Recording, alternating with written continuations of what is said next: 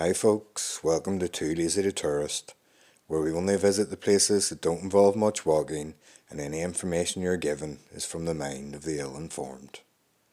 We'll only visit spots within 100 steps of the car, but I ain't counting, so you'll take what you can get.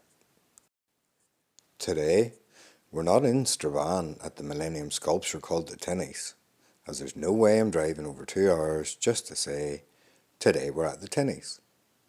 I've been there, I've seen them, they're the type of thing you look at as you're driving by, not something you'd set out to visit from miles away, although some people will always try and convince you otherwise. Therefore, I ain't going there. Using the thing that is ultimately going to lead to our enslavement and entrapment in a digital cashless society, the internet, we learn that this sculpture is a collection of musical figures. A drummer, flute player, fiddle player, and 2 dancers, and is called Let the Dance Begin. A dance, I might add, that has been a long time coming, since none of them have moved an inch since they set up, and I haven't heard so much as a peep coming from them musical instruments, and they've been there for years. They stand at about 6 meters tall, which is annoying when you estimate your distances in feet and inches. The Tinnies follow in the tradition of all great artworks worldwide, like Michelangelo's David, Rodin's The Thinker, and this big Abraham Lincoln statue, which only really sees them getting attention when they are adorned in something else. A tradition carried out by no one, and more in line with the artistry of the hay bales found outside Newton Stewart at certain times of the year.